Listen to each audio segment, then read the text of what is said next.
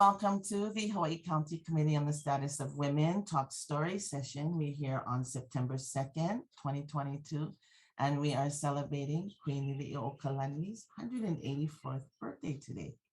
We are here with Dr. Noe Noe Wong-Wilson, one of the kupuna of our community, and she is here to share a little bit about the history of this beautiful mo'i that has been the mother of our people, and also to talk about the importance of the makuahine. Mahalo, Dr. Noe Noe, for joining us. Aloha. I like to be called Aunty Noe Noe by our community, especially if you know me, right? And and I live here in Kaiviki on the slopes of Mauna Kea, right above Hilo. I was actually born and raised on Oahu, but I raised my young family. They were very young children, and my husband and I moved here to Hilo and Hawaii Island because we wanted to make sure that we could raise our children in an environment that they would be closer to the āina, that they would be able to grow up much in the way that I grew up in Kailua on Oahu in the 50s and the 60s and the 70s when life was a little bit slower, when it wasn't as crowded. And we did grow up with spending summers on the beach and camping and hiking in the Mauna, in the mountains and on the trails, but really close to our kupuna and close to our families. So, you know, I found Oahu changing in a way that I didn't think was healthy for my young family at the time. So we chose to move to Hawaii Island for that reason. And we made our life here and we have been here ever since. So in my adult life on this island, I retired now as assistant professor at Hawaii Community College, where I worked for about 15 years. I taught Hawaiian studies and Hawaiian history. And then in the last few years, I was the director of a Native Hawaiian Student Success Program. And so that has been um, my my continuing life work is to support young people, particularly as they enter into the university system and successfully complete their studies. I work a lot with graduate students in master's and PhD programs to just help them along the way, especially our kanaka. And I work a lot with Maori universities from Aotearoa to mentor and support Maori students as well as they're going through their graduate work. So I received my PhD actually in 2016, so not that long ago, but from the University of Waikato in New Zealand, and did my studies on Native Hawaiian sense of well-being, and particularly situated at Hawaii Community College. So it's been an interesting experience for me, remaining on the island and working with a lot of young people, which I still do. I have now I have 3 children. One lives on Kauai.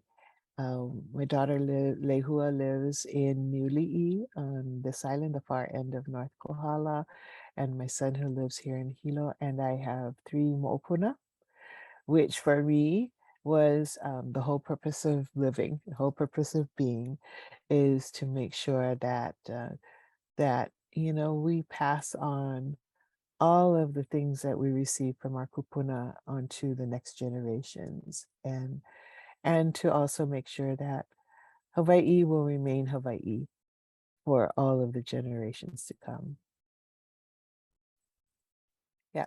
So I'm really privileged today to be invited to talk story with you, Shana, and by your committee on the status of women. So I really appreciate the work that you do in the community to support our makuahine in all ways and all forms, because every single one of us has a mother, every single one.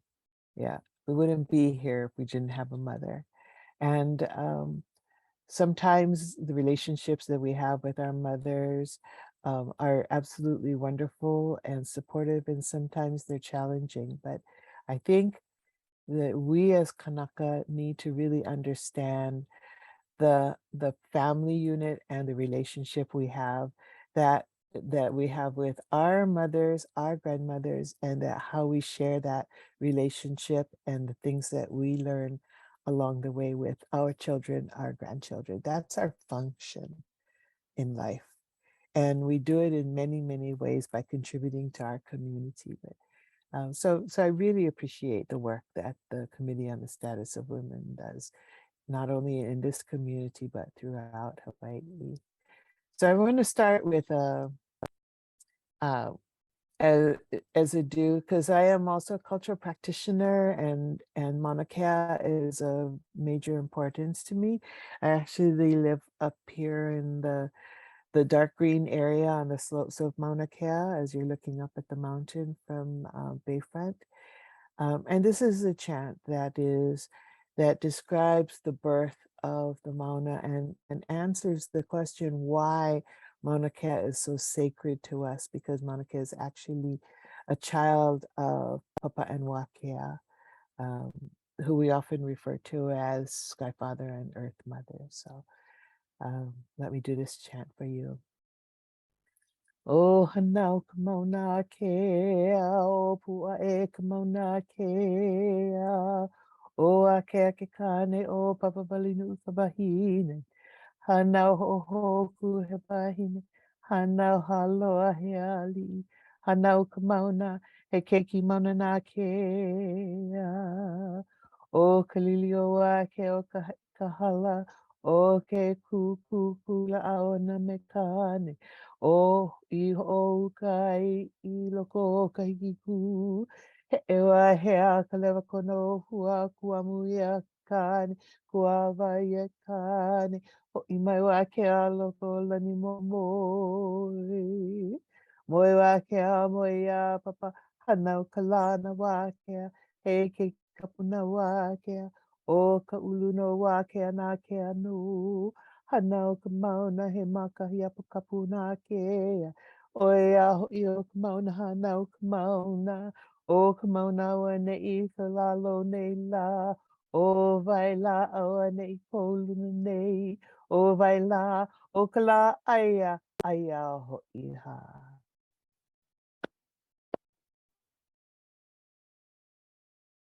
Thank you for letting me do that to start this off.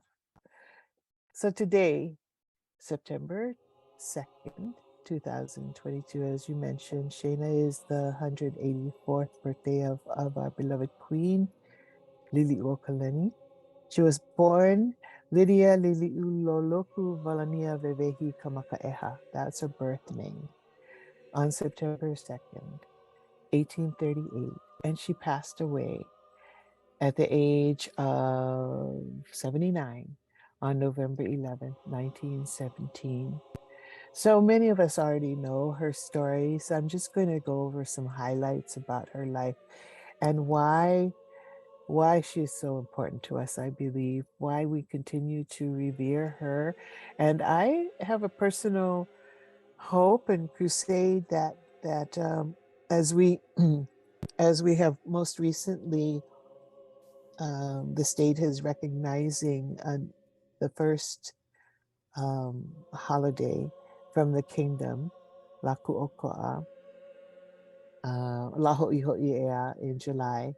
There's another holiday, Laku'oko'a, in November, which I'm hoping will also one day be recognized. I would like to also recognize September 2nd, the birth of our queen, the queen's birthday, as a national holiday for us here in Hawaii.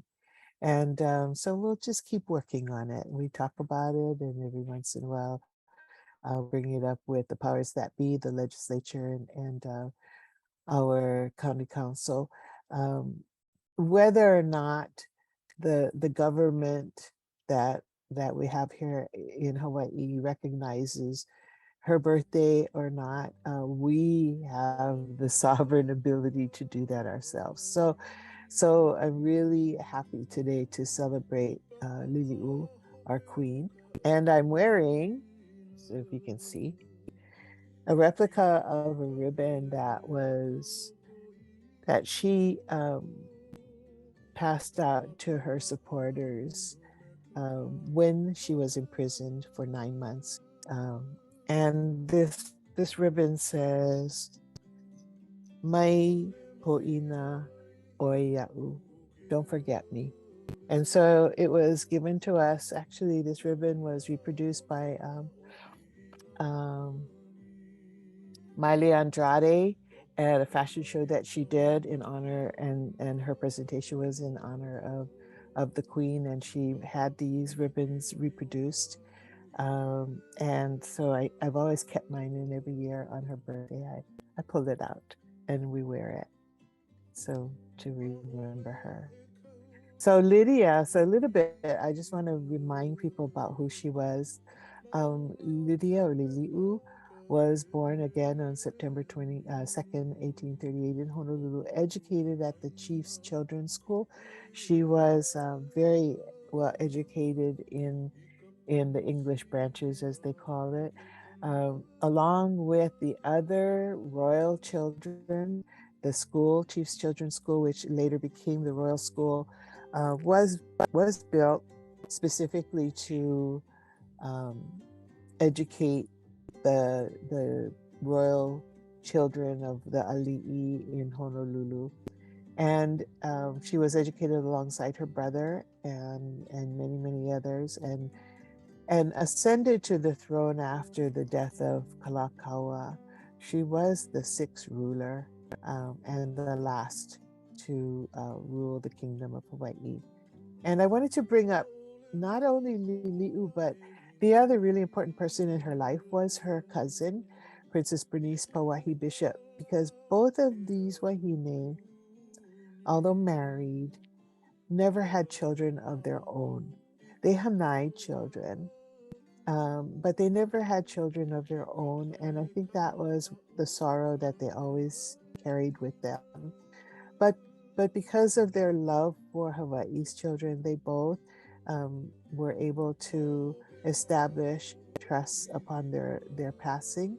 And so we actually have 5 trusts that were created by our li'i, but the 2 in particular, Lili'u, her estate went to the Queen Liliuokalani Trust, which is for the benefit of orphan and destitute children.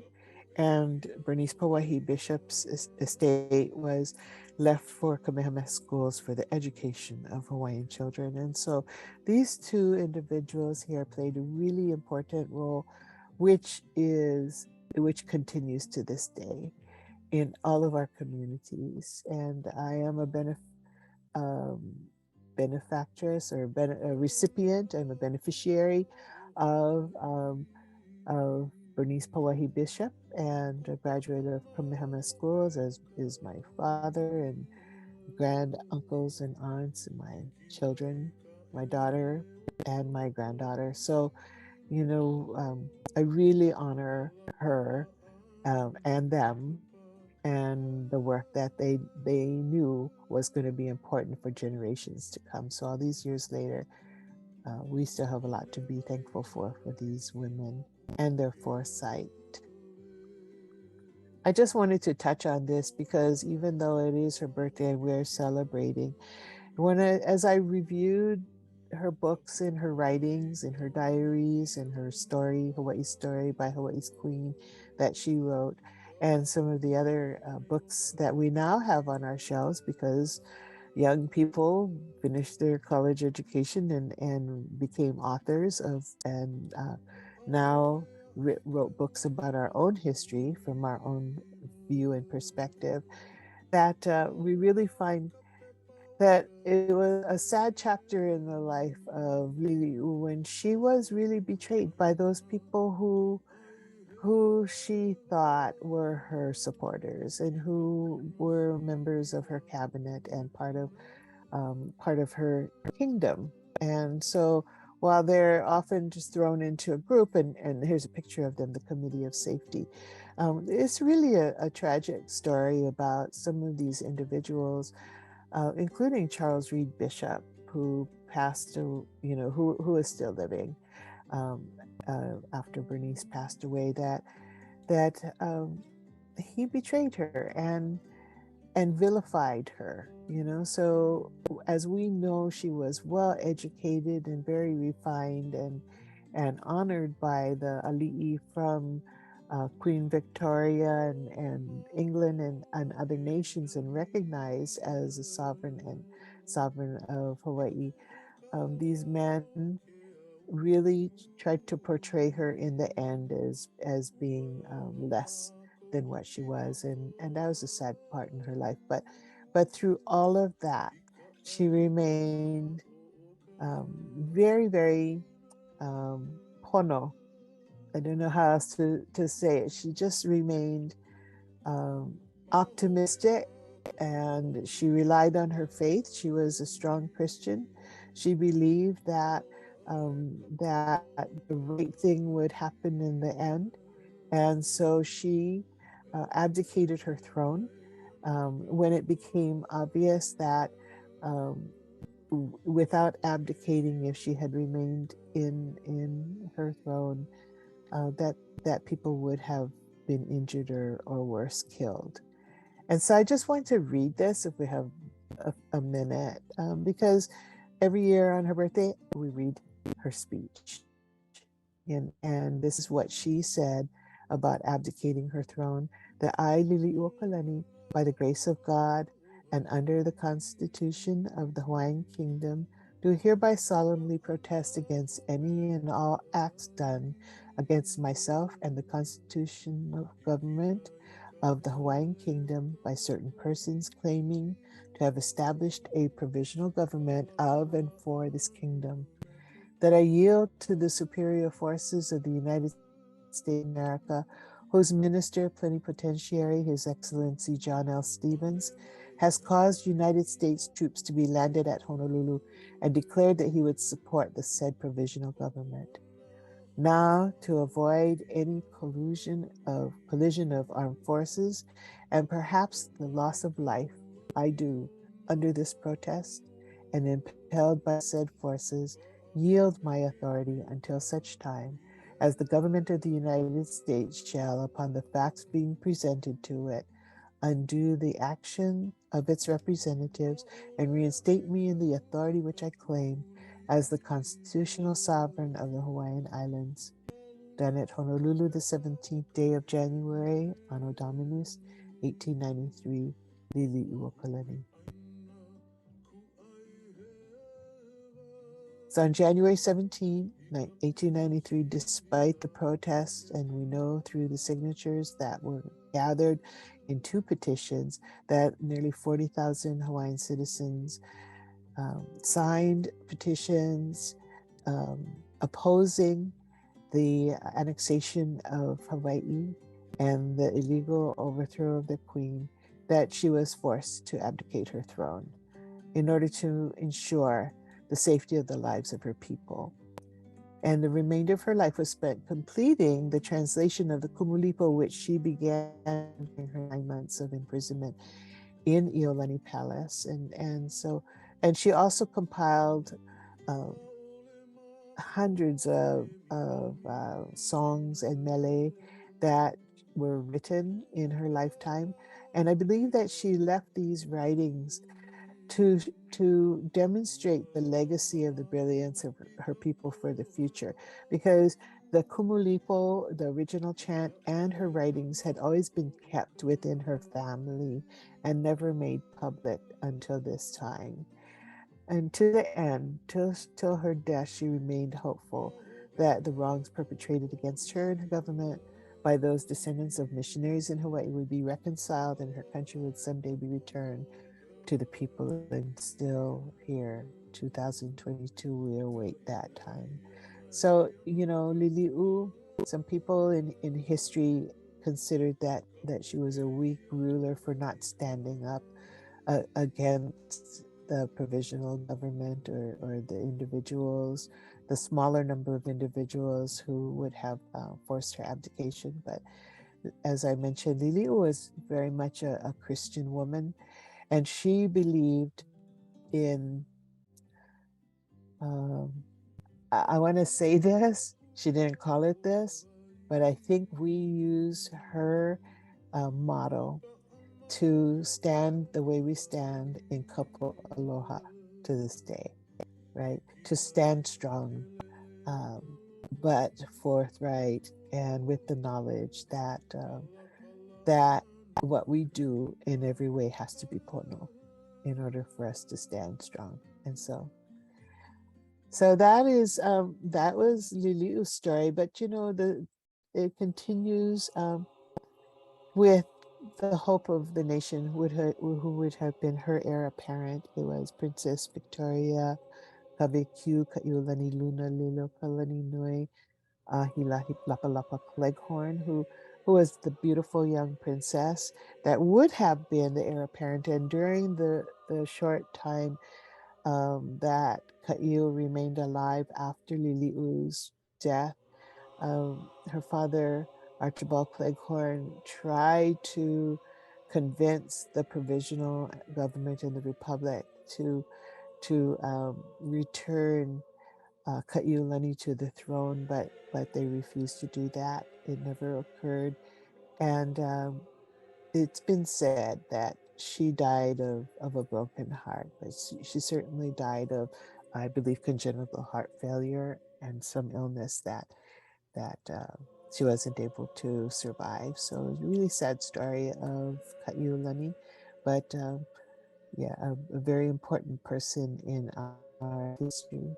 So this is a quote of Liliu's that I always had on my wall in my office at the university when I was working at the community college, and I held it close to me even during our 9-month occupation on Mauna Kea. So it's kind of ironic that Liliu was in prison for 9 months, and that just turned out to be the length of time that a number of us kupuna and our people, um, our lahui, stood on Mauna Kea to protect that Mauna from development by the TNT project at the time.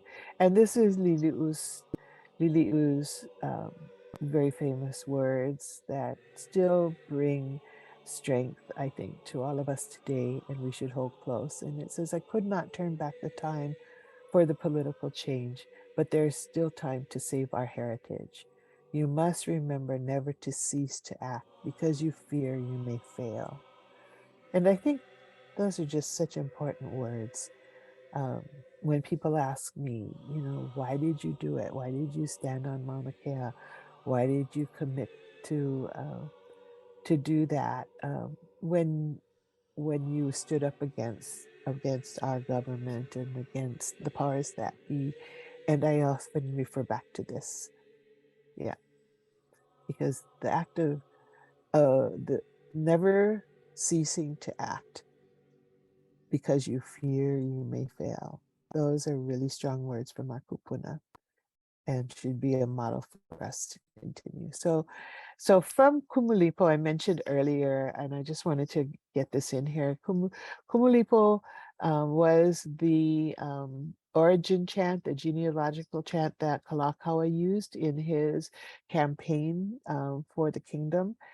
And particularly in the 13th Va, Umikumakolu, the 13th Va is when the Kumulipo talks about the emergence of day, because Kumulipo talks originally about the night and the deep darkness and all the creatures that emerged into a living form during that period or that Va or that epoch.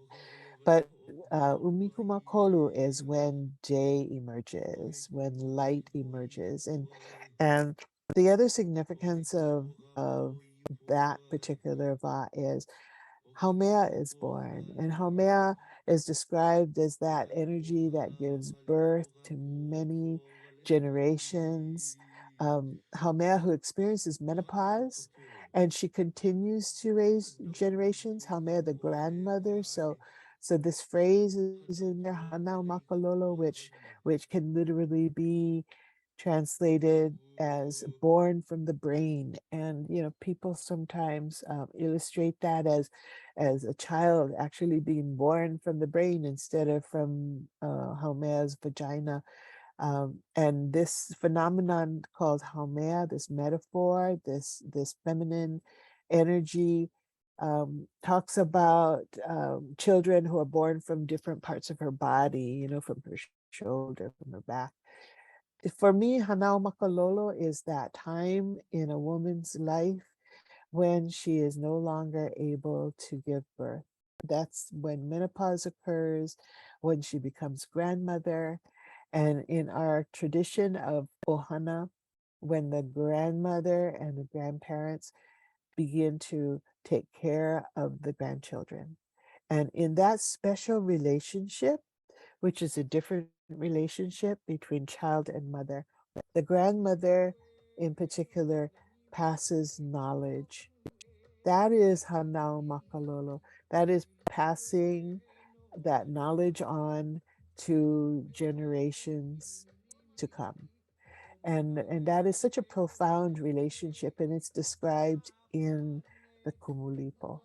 That's the basis of our ohana and the basis of our healthy family system is when we are all together, not when we're separated, but when we operate as an ohana. Also born during this or emerging during this Umi Kumakolu, this 13th Ba, is the concept of Papa and her many forms. And so in the first chant that I did, it talks about Wakea and Papa have coming together in a union and birthing Mauna Kea. One of the first born was the mountain Mauna Kea. And so Papa has many, many names, and amongst them are Papa Valinu'u, who gives birth to constellations, Ho'ohokukalani. Papa Hana Mokuakea, who gives birth to islands. There are chants, origin chants about Papa Hana Moku Hānau, or Hānau Kamoku, giving birth to islands, and Papa Honua Mea, who we often refer to as Earth Mother.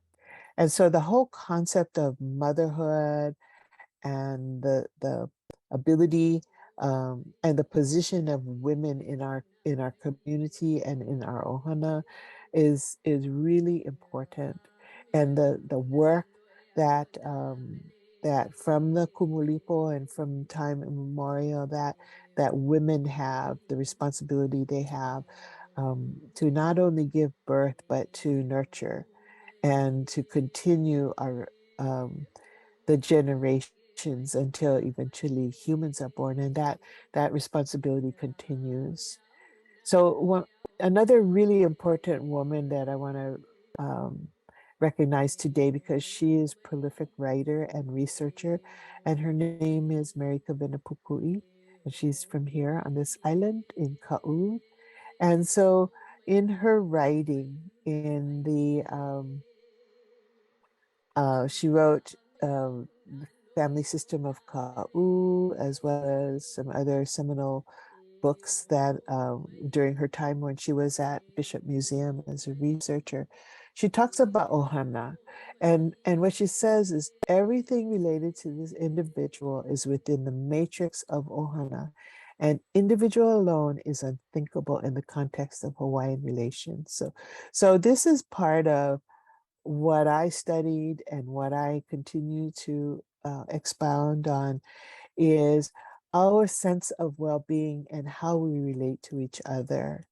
And so the matter of ohana is that it's the smallest unit in our Hawaiian world, okay, as opposed to the Western world where the individual is the smallest unit. So there's individual, and individual has all this rights uh, um, and is contained within that bubble called me, myself, and I. In Hawaiian thinking, there's no such thing as the me, that the smallest unit is actually the ohana. And the ohana is defined in many, many ways. So it's not necessarily the nuclear family with the mother, the father, or the male, female, and then the children. The ohana is a relationship binding. And so even the words for parent and the generation of our parents, our aunties and our uncles, the word is the same. There's actually no Hawaiian word that's different from mother and father. So it's Makuahine Makuahine is the same. The Makua is the same as the generation above you. So the relationship is generational, not individual, right?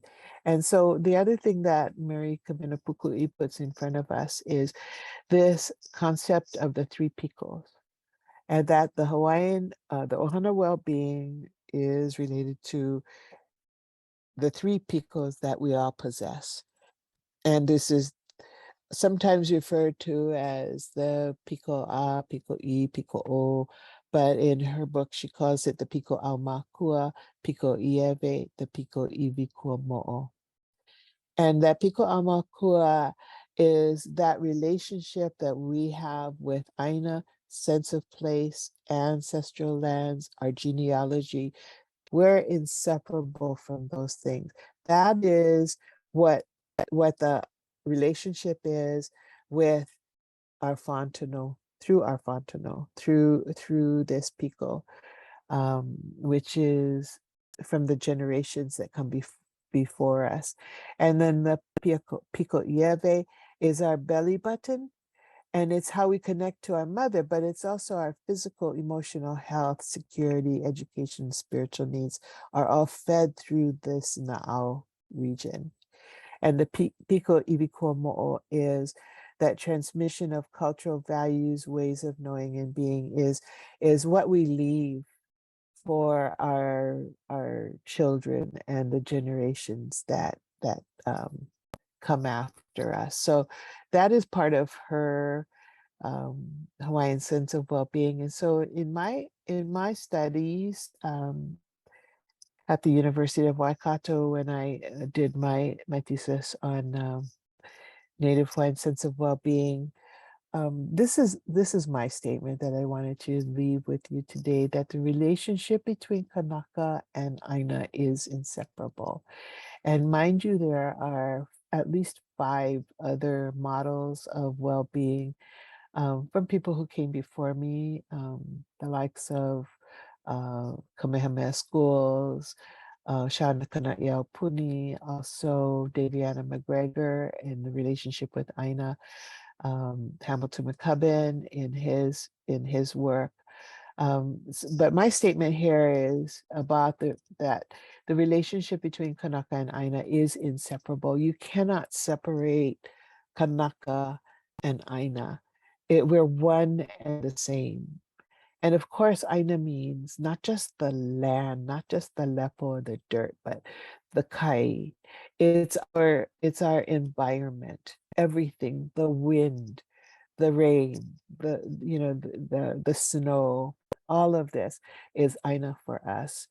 And the stronger the core of Native Hawaiian self-identity, so the stronger we hold these beliefs about who we are and our understanding of who we are as kanaka on our land, then the stronger the sense of our well-being, regardless of social, economic, health status, or educational achievement. So unlike the Western model, which says that you need social attainment, economic prosperity, good health, and good educational achievement in order to achieve a sense of well-being, I believe that those things are external to our core of well-being of who we are.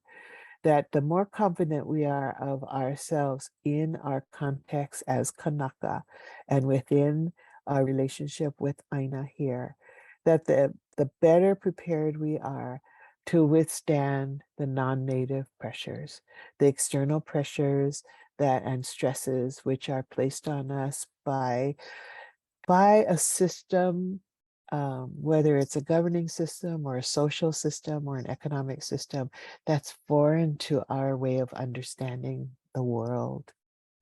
And so the stronger we are about ourselves and our place in the āina and in our Hawaiian world, the better we are at coping with these adverse circumstances. And so I really believe that knowing who you are, and I'm of course I'm working with our kanaka, but the same goes for others. The same goes for other people who need to really understand their core, who they are, how they're related to their ohana and their family, how they relate to their āina, wherever their āina is, whether it's here in Hawaii or somewhere else where they come from, that the relationship is the same. And the stronger they are able to understand and really embody those concepts, then the better they are able uh, to feel that sense of well-being and to exhibit that sense of well-being, and then pass it on to their children. And that is what I'm hoping we can leave that message today with whoever watches this. So, yeah, pipi holo ka'au. The end of my story, and a picture that I wanted to share of some artwork that was done by a dear friend up on Mauna Kea. This is the impression, a painting that was done of what the Mauna looked like every morning when we woke up early in the morning, and there was a ring of Lili'uokalani still settled on the Mauna before the sun rose, as the sun rose and heated the land up, and all of this was lifted. So um, that's what I have to share with you today. Oh, mahalo, Aunty Noe Noe. I love it. It was really beautiful to see just a little bit of narrative about our queen as well. That is very important part of our history. And it does, that part of our history actually does play a very important role in our well-being today. Any last words? Thank you. No, I hope to leave the message that that we as women and as mothers and grandmothers, the important role we play in obviously the lives of our children, but in our society. You know, we're the ones who stay home and take care, right? And I'm not saying that there aren't fathers who are also in that position, but you know, traditionally the fathers are out in the fields and doing the labor, you know, that it takes to feed the families. And so many of our women have to do that nowadays as well. But the one thing that men so far have not been able to do is to give birth. That is strictly a female function. And it's a very special function. And so whether you physically have that privilege, or you hanai children and support them and bring them up in the world, as many of us do, it is really, really an important function, and we want to honor women everywhere and their achievements. So yeah, and wish a happy birthday to our queen and celebrate her today. And we thank you, Dr. Noe Noe Wong-Wilson, one of the kupuna and esteemed educators of our community. So, ahui ho. Okay, hui ho.